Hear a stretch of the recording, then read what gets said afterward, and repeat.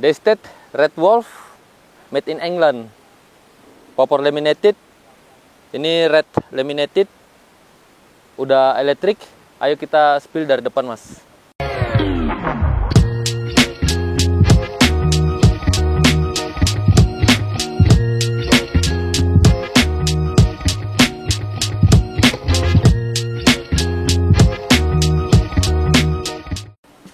Larasnya panjang 60 cm.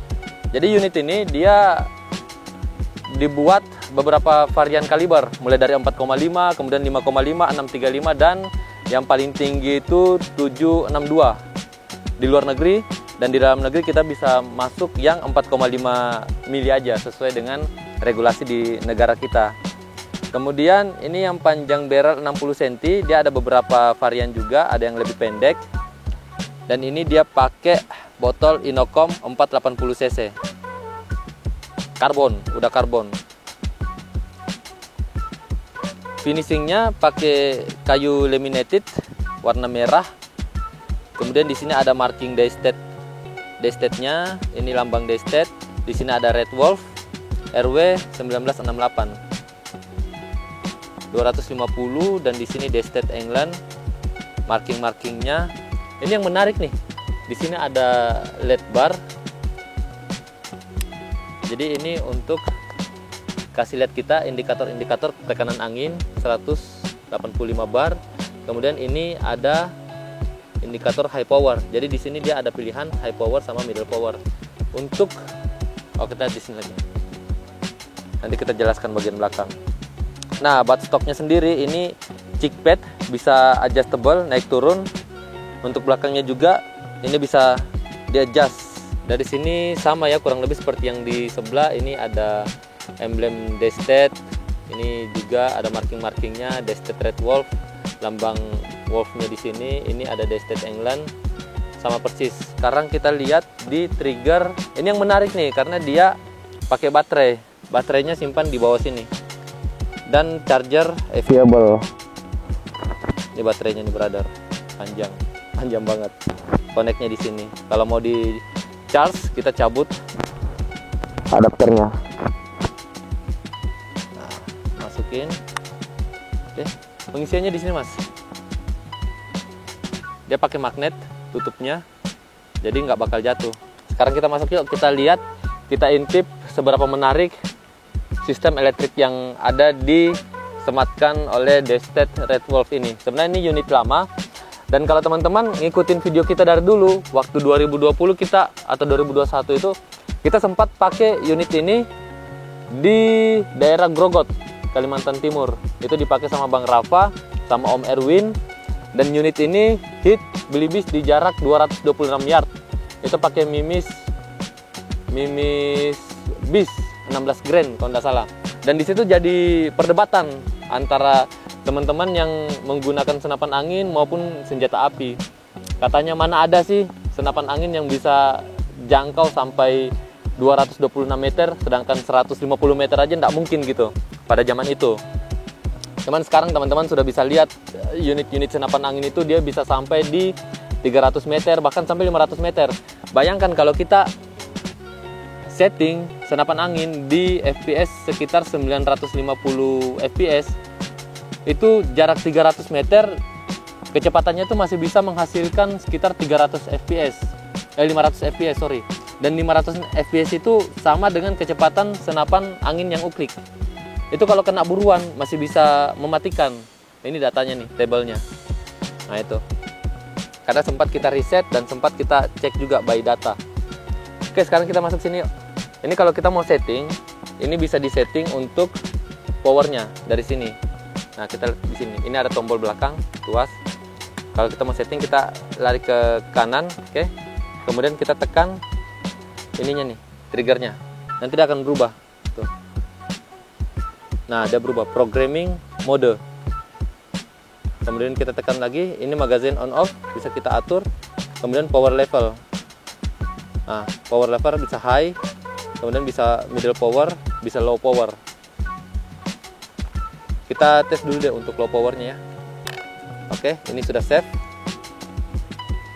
Kemudian kita pakai low power, kita tes FPS-nya bisa menghasilkan berapa FPS pakai Mimis organ slug 13,3 grain.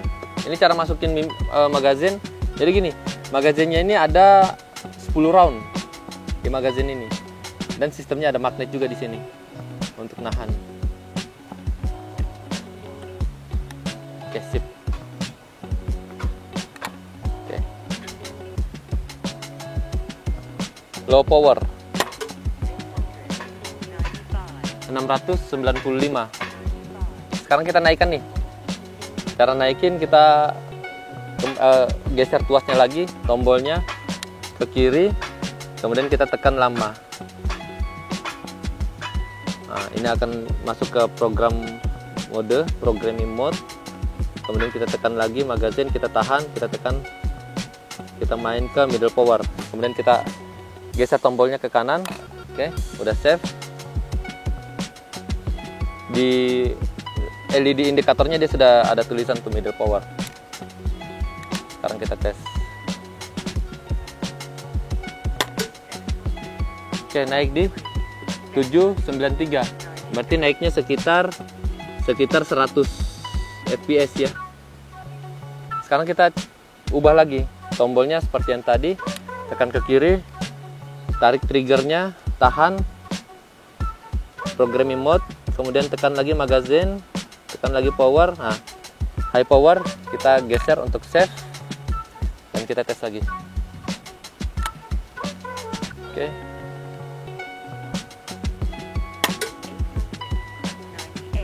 898, naiknya sekitar 100 FPS lagi. Tes lagi.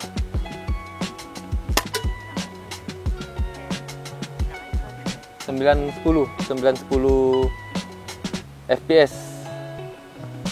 Ini udah lumayan kencang, 910 feet per second. Ini udah lumayan kencang, udah pakai slug itu damage-nya luar biasa, daya bongkarnya, kemudian daya rusaknya juga luar biasa kalau kena di buruan. Makanya ini sudah lebih dari cukup untuk kita pakai main-main di empang, berburu belibis, dan berburu buruan-buruan yang kecil-kecil lah, udah cukup ini. Karena peruntukannya untuk buruan-buruan yang kecil. Kalau buruan yang gede kayak babi ini bisa dipaksakan, cuman kayaknya jangan deh. Ini sudah cukup buat kita main heaven, tikus-tikus atau hama-hama kayak gitu. Sekarang kita tes yuk akurasinya. Kita tesin dulu. Jarak 26 meter.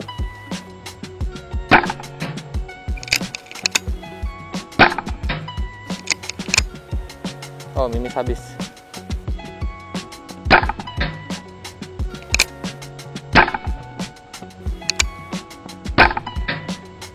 Lima kali nembak. Yuk kita cek pelurunya, akurasinya.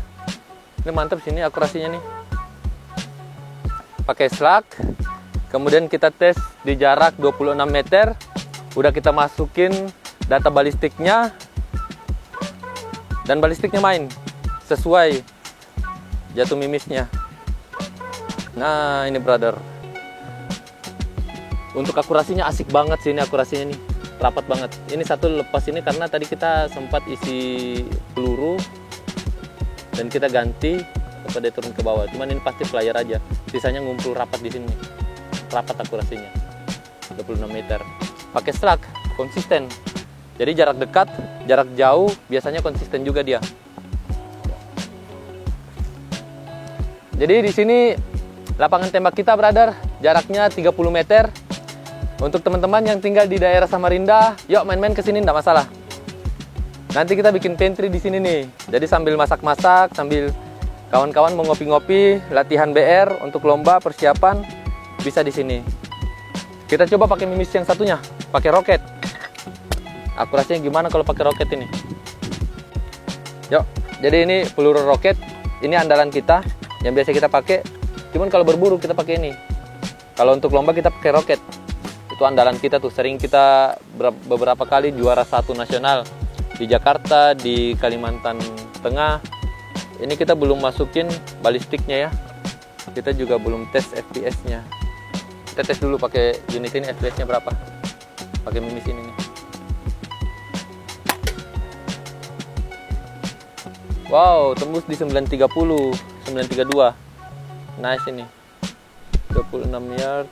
Oh, balistiknya masih kurang lebih sama. Kita langsung rekam aja.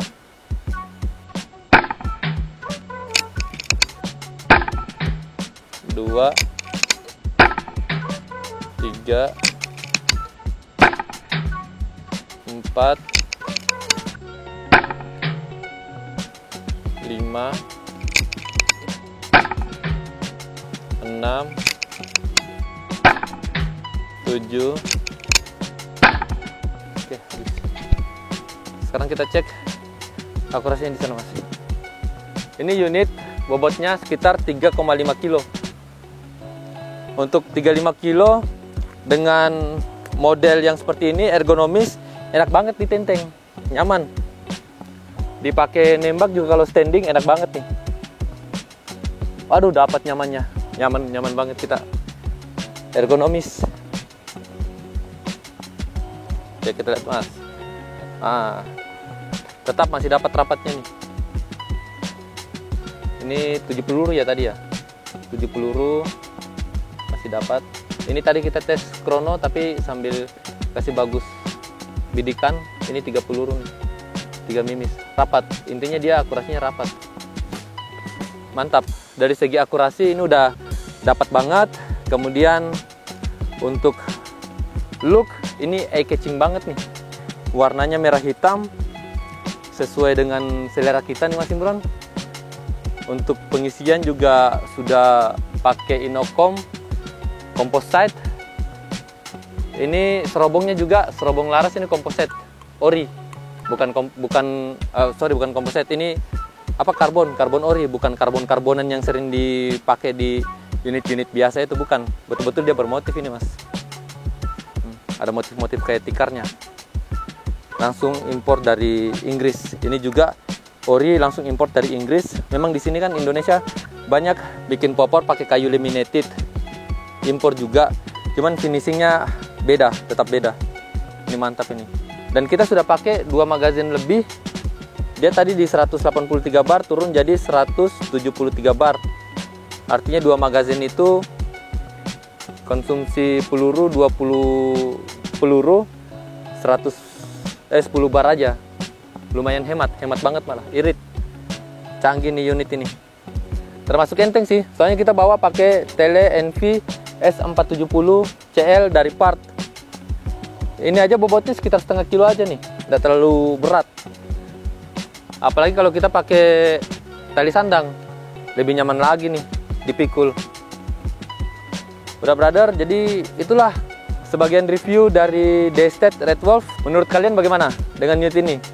Apakah recommended atau enggak? Dengan harga, oh ya ini harga barunya di 53 juta. Dengan harga segitu, recommended enggak sih untuk dapatkan satu unit dengan berbagai fitur yang enggak biasa ini, kayak elektrik, kemudian larasnya juga pakai karbon-karbon. Worth it enggak sih? Komen di bawah sini brother. Sampai ketemu di video selanjutnya. See you.